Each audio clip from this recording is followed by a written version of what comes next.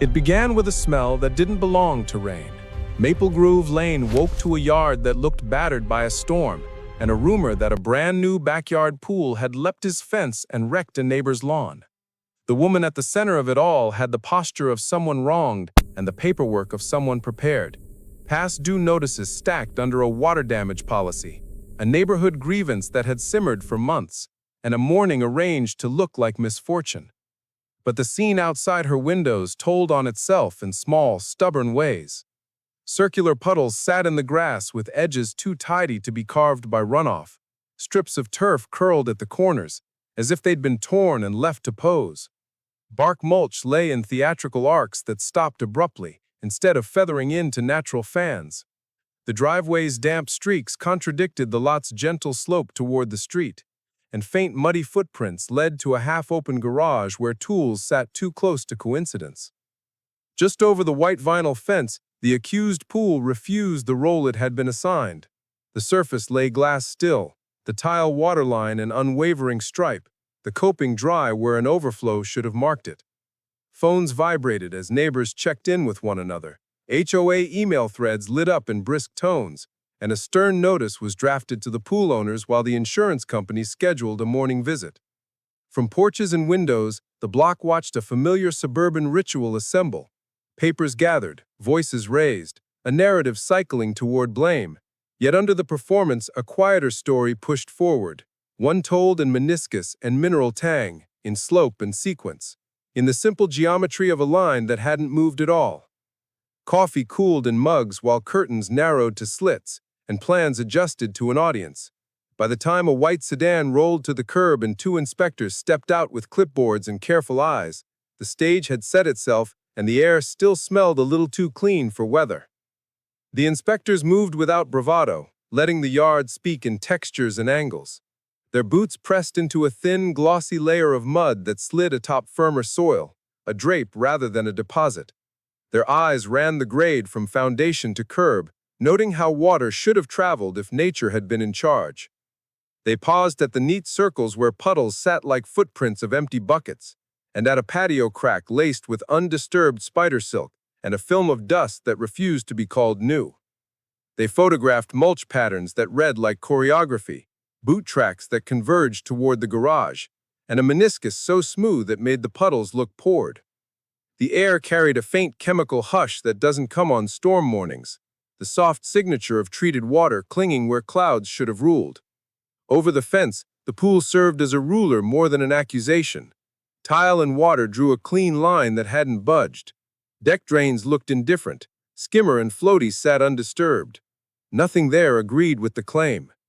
Notes filled in, timestamps clicked forward, and the performance on the porch shrank as the file grew. The HOA letter that had landed like a gavel earlier suddenly felt fragile in the light of measurement. Neighbors who had peered out from behind blinds exhaled without saying anything out loud. When the binders closed, it didn't play like a verdict so much as a turn in gravity. The story no longer leaned on volume, it leaned on sequence. The claim did not fracture under a single blow, it deflated under a chorus of quiet contradictions. The car pulled away, the puddles caught another sliver of daylight, and the lane returned to errands with a new kind of electricity humming under it. Devices blinked awake in living rooms where cameras had watched through the night. Lab forms and internal flags began to travel toward desks that examined patterns instead of scenes, and the morning stillness over a strip of pool tile began to anchor the week that followed.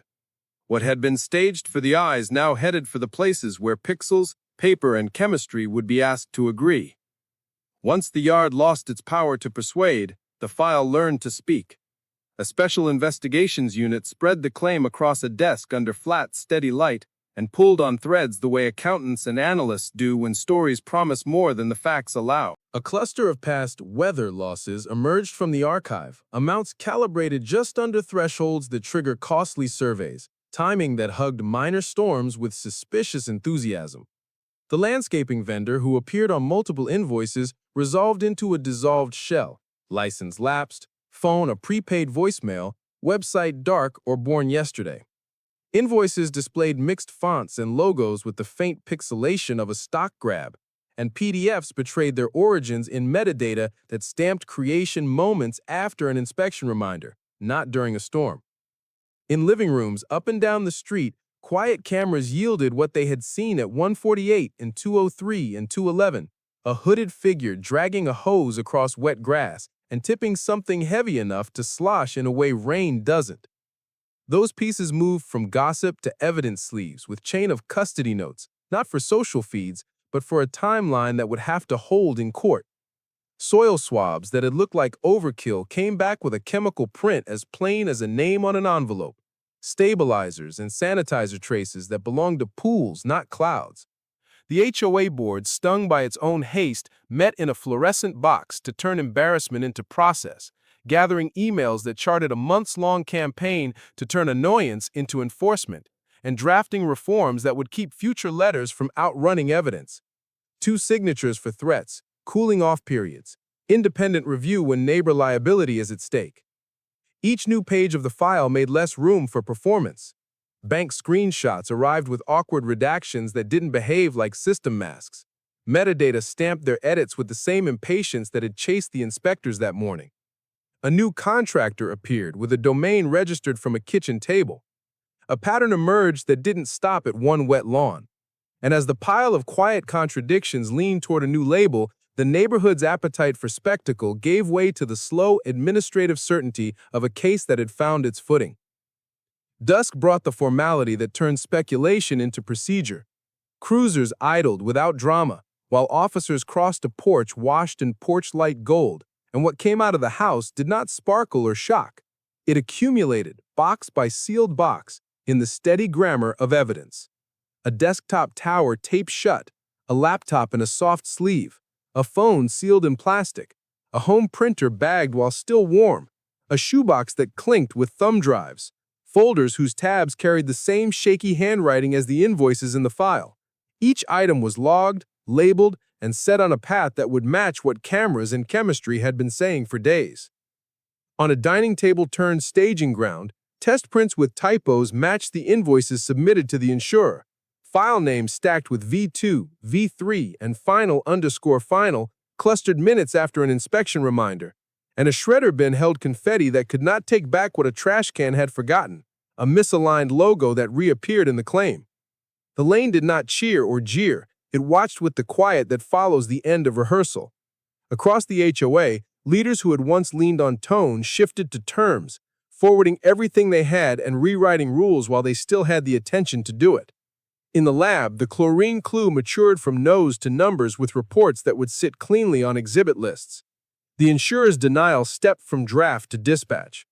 The story's edges hardened into the dry language of counts under review: false claim, forged instruments, attempted theft by deception, obstruction. And the woman at the center of it all closed her blinds against a kind of attention that doesn't need an audience. The pool returned to its steady metronome of light and ripple. The street learned to lower its volume and let sequence take the lead. By the time the cruisers pulled away, the path forward had become less about argument and more about arranging each small truth in its proper place. What followed had none of the noise that introduced the week and all of the inevitability that had been hiding in it from the start. A prosecutor's binder reduced the clamor to a timeline that fit on a single page: rain forecast, midnight movement, morning theatrics, inspection notes, lab chemistry, invoice anomalies, metadata, warrants, intake. Exhibits multiplied without redundancy, till the story stopped relying on any single moment to carry it. The soil analyses sat beside drainage diagrams that showed water should have run to the curb, not up the driveway. The pool's waterline photo anchored the measure against which every claim about overflow collapsed. The night vision still slotted against router pings and printer logs, with timestamps that couldn't be wished away. A forensic accountant traced contractor payments and found them looping back toward accounts that shared a name with the claimant. And when cross-insurer data surfaced the prior claim at a different address, featuring the same expired vendor and the same circular puddles after mild weather, the pattern graduated from suspicion to habit. The HOA's internal record read like a cautionary tale about speed. Reforms that had been sketched in embarrassment sharpened into policy on paper. The defense posture shrank by the day, drifting from defiance to damage control. Promised documents arrived and weakened the case they were meant to save. A proposed witness evaporated with a disconnected number. When the summons landed and a docket number gave the matter a public name, Maple Grove met the moment with the lower, steadier breath of a street that had learned what kind of story it was in. The pool owner kept skimming leaves. Kids floated on foam wings. Neighbors who had once lived on their porches returned to their kitchens. The title that moved across group chats, the Chlorine clue, stopped being a hook and became a file heading, and the only thing left to add was the ceremony of a room where wood and order and sequence take the place of arguments.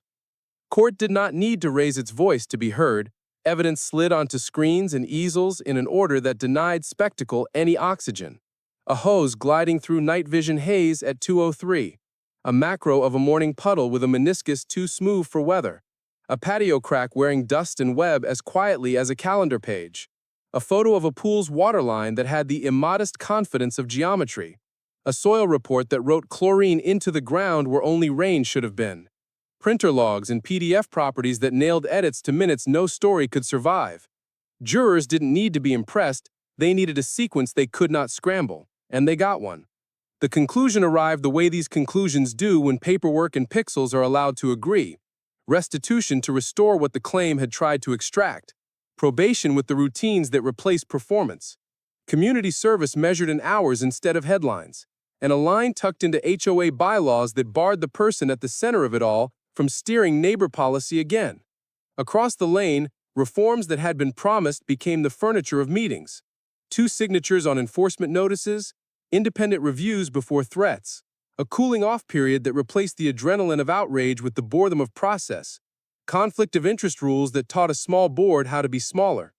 The pool returned to being a rectangle of blue under late afternoon light, a place for kids' floaties and quiet conversations, not a character in a feud. The neighbors let the story recede into a lesson, even as a running joke survived in softer form.